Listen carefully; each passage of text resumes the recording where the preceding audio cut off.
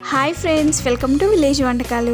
Friends, ఇవాళ నేను ఒక మంచి రెసిపీతో మీ ముందుకు వచ్చాను. ఇవాళ రెసిపీ వచ్చేసి బ్రేక్ఫాస్ట్ రెసిపీ. తక్కువ ఆయిల్తో ఈ బ్రేక్ఫాస్ట్ని రెడీ చేసుకుంటాము.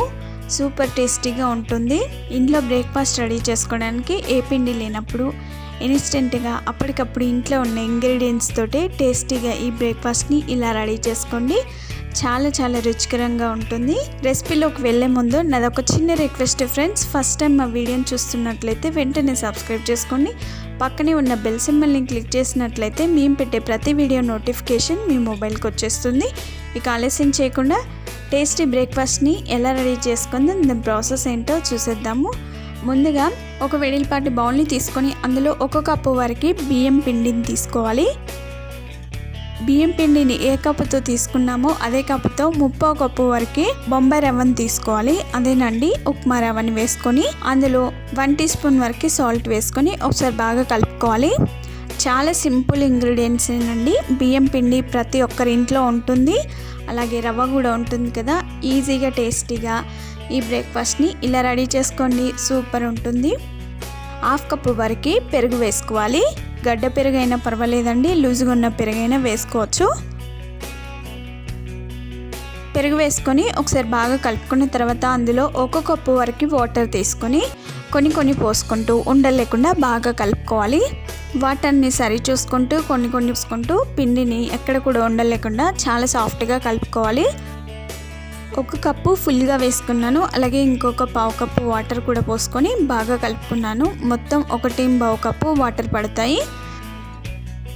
ఉండలు లేకుండా బాగా కలుపుకొని చూసారా, పిండి కన్సిస్టెన్సీ ఈ విధంగా వచ్చేలాగా కలుపుకోవాలి. ఎంత బాగా కలుపుకుంటే మనకి బ్రేక్ఫాస్ట్ అంత బాగా వస్తుంది. ఇలా కలుపుకున్న తర్వాత దానిపై మూత పెట్టి ఒక 10-15 నిమిషాలు దీన్ని సెట్ అవ్వనివ్వాలి. 15 నిమిషాల తర్వాత మరలా ఒకసారి పిండిని బాగా కలుపుకోవాలి. తర్వాత అందులో 1/2 టీ స్పూన్ వరకు ఈనో వేసుకోవాలి. మీ దగ్గర ఈనో లేకపోతే వంట సోడా ఉంటుంది కదండి, అదొక 1/4 టీ స్పూన్ యాడ్ చేసుకుంటే సరిపోతుంది. లేదంటే బేకింగ్ పౌడర్ అయినా వేసుకోవచ్చు. ఈనో వేసుకున్న తర్వాత ఒకసారి బాగా కలుపుకోవాలి. ఇలా ఈనో వేసుకొని ఉండలు లేకుండా బాగా కలుపుకున్న తర్వాత అందులో సన్నగా కట్ చేసుకున్న ఉల్లిపాయ ముక్కలు వేసుకోవాలి. అలాగే సన్నగా కట్ చేసుకున్న క్యారెట్ అలాగే క్యాప్సికమ్ ముక్కలను కూడా వేసుకోవాలి. మీ దగ్గర ఏవి అవైలబుల్ ఉంటే అవే వేసుకోండి. తర్వాత రౌండ్గా కట్ చేసుకున్న పచ్చిమిర్చి నేను ఇక్కడ ఒకటే తీసుకున్నాను. అలాగే సన్నగా కట్ చేసుకున్న క్యాబేజీని కూడా వేసుకోండి, టేస్ట్ చాలా బాగుంటుంది. అలాగే సన్నగా చాప్ చేసుకున్న కొత్తిమీర, 1/2 టీ స్పూన్ వరకు జీలకర్ర వేసుకొని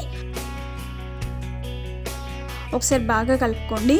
బ్రేక్ఫాస్ట్ మరింత కలర్ఫుల్గా రావడం కోసం మనం ఇవన్నీ యాడ్ చేసుకున్నాము. అలాగే చాలా హెల్దీ కూడా. పిల్లలకి వీటిని వండి మనం సపరేట్గా పెడితే వాళ్ళు అస్సలు తినరండి, చాలా మారం చేస్తారు కదా. అలా కాకుండా అన్నిటిని కలిపి ఇలా పిండిలో వేసుకొని వాళ్ళకి ఇలా బ్రేక్ఫాస్ట్ రూపంలో ఇచ్చినట్లయితే వాళ్ళు ఎంజాయ్ చేస్తూ అన్నిటినీ తెలియకుండానే తినేస్తారు. బాగా కలుపుకున్న తర్వాత స్టవ్ పైన దోశ ప్యాన్ పెట్టుకొని టిష్యూ పేపర్తో ఒకసారి బాగా తుడిచి ఒక 2 చుక్కల ఆయిల్ని వేసుకొని బ్రష్తో మొత్తం అప్లై చేసుకోవాలి. చూసారా, బ్యాటర్ కన్సిస్టెన్సీ ఈ విధంగా ఉండాలి. ఈ విధంగా ఉండేలాగా పిండిని బాగా కలుపుకోవాలి. పిండిని ఒకసారి బాగా కలుపుకొని లోతుగున్న గరిటెతో 2 గరిటెల పిండిని ప్యాన్ పై వేసుకొని ఇలా మామూలుగా స్ప్రెడ్ చేసుకోవాలి. కొంచెం ఇవి ఊతప్పం లాగా ఉంటాయండి, కాకపోతే నేను ఇక్కడ పల్చగా వేసుకుంటున్నాను. మీకు మందంగా కావాలనుకున్న మందమైన వేసుకోవచ్చు.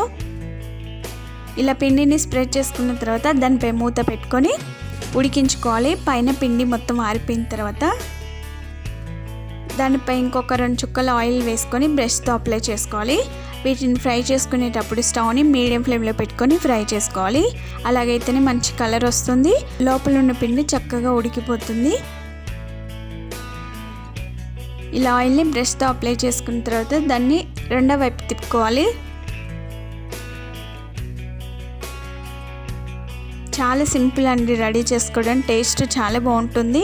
దీనిలోకి కొబ్బరి పుట్నాల చట్నీ చాలా బాగుంటుంది. కొబ్బరి పుట్నాల చట్నీని ముందు వీడియోలో పోస్ట్ చేశాను, ఎవరైనా చూడకపోతే దాన్ని ఒకసారి చూడండి.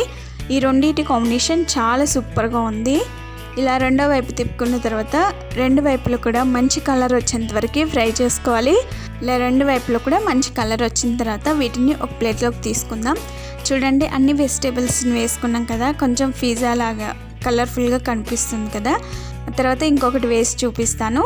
ప్యాన్ పైన ఒక 2 చుక్కల ఆయిల్ వేసుకొని బ్రష్తో అప్లై చేసుకోవాలి. తర్వాత పిండిని ఒకసారి బాగా కలుపుకొని 2 గరిటెల పిండిని ప్యాన్ పై పోసుకున్న తర్వాత ఇలా మామూలుగా స్ప్రెడ్ చేసుకోవాలి. గరిటెతో ఇలా స్ప్రెడ్ చేసుకుంటే కొంచెం పల్చగా వస్తాయి. తర్వాత దానిపై మూత పెట్టుకొని స్టవ్ని సిమ్లోనే పెట్టుకొని దీన్ని ఫ్రై చేసుకోవాలి. పైన పిండి మొత్తం ఆరిపోయిన తర్వాత, పచ్చిదనం మొత్తం పోయిన తర్వాత దానిపైన ఇంకొక 2 చుక్కల ఆయిల్ వేసుకొని బ్రష్తో అంతటా అప్లై చేసుకున్న తర్వాత రెండో వైపు తిప్పుకోవాలి.